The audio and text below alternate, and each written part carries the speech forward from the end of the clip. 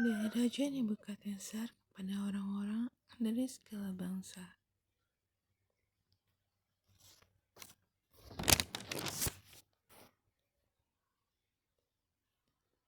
Suku bangsa dan bahasa yang diam di seluruh bumi, bertambah-tambahlah kiranya kesejahteraanmu. Aku berkenan memaklumkan tanda-tanda dan mujizat-mujizat yang telah dilakukan Allah yang Maha Tinggi kepadaku. Betapa besarnya tanda-tandanya dan betapa hebatnya mujizat-mujizatnya. Kerajaannya adalah kerajaan yang kekal dan pemerintahannya turun-temurun. Aku, Nebukadnezar, diam dalam rumahku dengan tenang dan hidup dengan senang dalam istanaku. Lalu aku mendapat mimpi yang mengejutkan aku, dan hayalanku di tempat tidurku, serta penglihatan-penglihatan yang kulihat menggelisahkan aku. Maka aku mengeluarkan titah bahwa semua orang bijaksana di Babel harus dibawa menghadap aku, supaya mereka memberitahukan kepadaku makna mimpi itu. Kemudian orang-orang berilmu, ahli jampi, para kasdim, dan ahli nujum datang menghadap, dan aku menceritakan kepada mereka mimpi itu. Tapi mereka tidak dapat memberitahukan maknanya kepadaku. Pada akhirnya, Daniel datang menghadap aku, yakni Daniel yang namanya Beltsazar menurut nama dewaku, dan yang penuh dengan roh para dewa yang kudus. Lalu kuceritakan kepadanya mimpi itu.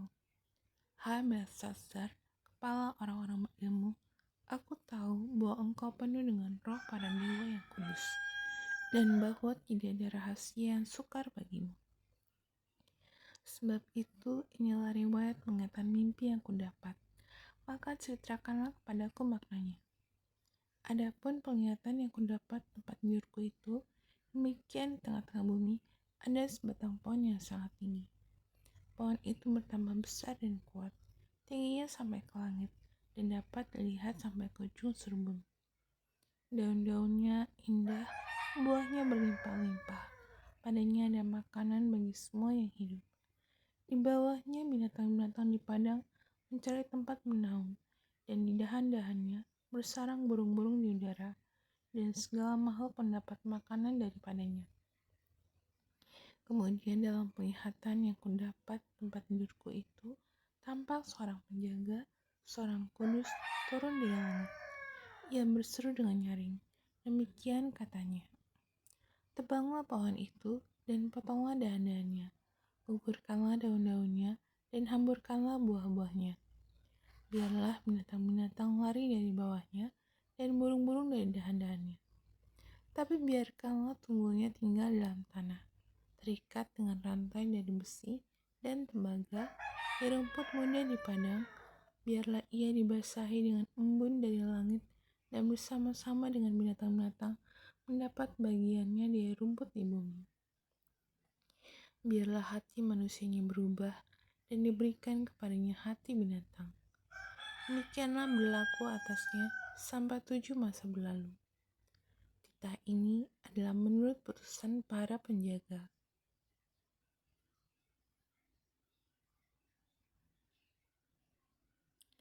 Dan hal ini menurut perkataan orang-orang kudus, supaya orang-orang yang hidup tahu bahwa Yang Maha Tinggi berkuasa atas kerajaan manusia dan memberikannya kepada siapa yang dikehendakinya. Bahkan orang yang paling kecil sekalipun dapat diangkatnya untuk kedudukan itu. Itulah mimpi yang telah kudapat. Aku, Raja Nebukadnezar, sekarang kau Beltsazar, katakanlah kepadaku maknanya. Sebab semua orang bijaksana dari kerajaanku tidak dapat memberitahukan maknanya kepadaku. Tapi engkaulah yang sanggup, karena engkau penuh dengan roh para dewa yang kudus. Lalu berdirilah Daniel yang namanya Beltsazar, tercengang beberapa saat. Pikiran-pikirannya menggelisahkan dia. Berkatalah raja, Beltsazar, janganlah mimpi dan maknanya itu menggelisahkan engkau. Beltsazar menjawab, Tuanku, biarlah mimpi itu tertimpa atas musuh Tuanku, dan maknanya atas seteru Tuanku. Pohon yang Tuanku lihat itu, yang bertambah besar dan kuat, yang tingginya sampai ke langit, dan yang terlihat sampai ke seluruh bumi, yang daun-daunnya indah, dan buahnya berlimpah-limpah, dan padanya ada makanan bagi semua yang hidup, yang di bawahnya ada binatang-binatang di padang, dan dahan-dahannya bersarang burung-burung di udara. Tuanku lah itu ya Raja, Tuanku yang telah bertambah besar dan kuat, yang kebesarannya bertambah sampai ke langit, dan yang kekuasaannya sampai ke ujung bumi. Tentang yang Tuanku Raja lihat, yakni seorang penjaga, seorang kudus yang turun dari langit sambil berkata, tebanglah pohon ini dan binasakanlah dia, tapi biarkanlah tubuhnya ada dalam tanah, terikat dengan rantai dari besi dan tembaga, di rumput muda di padang, dan biarlah ia dibasahi dengan embun di langit, dan mendapat bagiannya bersama-sama dengan binatang-binatang di padang, hingga sudah berlaku yang demikian atasnya sampai 7 masa berlalu. Inilah maknanya Raja, dan inilah putusan yang maha tinggi mengenai Tuanku Raja. Tuanku akan dihalau dari antara manusia, dan tempat tinggal Tuanku akan ada di antara binatang-binatang di padang. Kepada Tuanku akan diberikan makanan rumput, seperti kepada lembu, dan Tuanku akan dibasahi dengan embun dari langit. Dan demikianlah akan berlaku atas Tuanku sampai 7 masa berlalu, hingga Tuanku mengakui bahwa yang maha tinggi berkuasa atas kerajaan manusia, dan memberikannya kepada siapa yang dikehendakinya. Yang dikatakan tentang membiarkan tunggul pohon itu, berarti kerajaan Tuanku akan kembali Tuanku pegang, segera sudah Tuanku mengakui bahwa surgalah yang punya kekuasaan. Jadi ya Raja, biarlah nasihatku berkenan pada hati Tuanku. Lepaskanlah diri Tuanku daripada dosa dengan melakukan keadilan, dan daripada kesalahan dengan menunjukkan belas kasihan terhadap orang yang tertindas. Dengan demikian kebahagiaan Tuanku akan dilanjutkan. Semuanya itu terjadi atas Raja Nebukadnezar.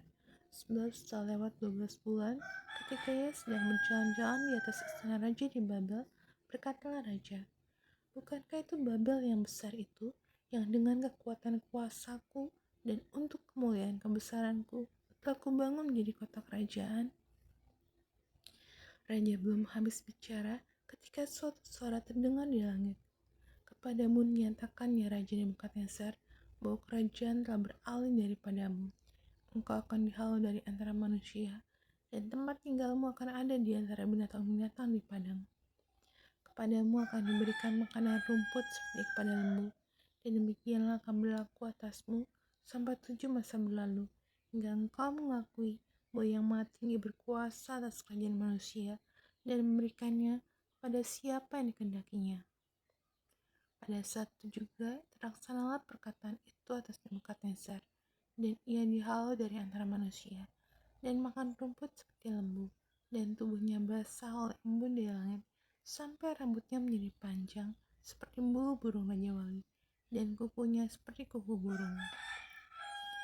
Tapi setelah lewat waktu yang ditentukan aku, Nebukadnezar menengadah ke langit, dan akal budiku kembali lagi kepadaku. Lalu aku memuji yang maha tinggi, dan membesarkan dan memuliakan yang hidup kekal itu, karena kekuasaannya ialah kekuasaan yang kekal, dan kerajaannya turun-temurun. Semua penduduk bumi dianggap remeh. Ia berbuat menurut kehendaknya terhadap bala tentara langit dan penduduk bumi, dan tidak ada seorang pun yang dapat menolak tangannya dengan berkata kepadanya, apa yang kau buat? Pada waktu akal budiku kembali kepadaku, kembali juga kepadaku kebesaran dan kemuliaanku untuk kemasyhuran kerajaanku. Para menteriku dan para pembesarku menjemput aku lagi. Aku dikembalikan kepada kerajaanku, bahkan kemuliaan yang lebih besar dari dahulu diberikan kepadaku. Jadi sekarang aku Nebukadnezar memuji, meninggikan, dan memuliakan Raja Sorga, yang segala perbuatannya adalah benar, dan jalan-jalannya adalah adil, dan yang sanggup merendahkan mereka yang berlaku congkak.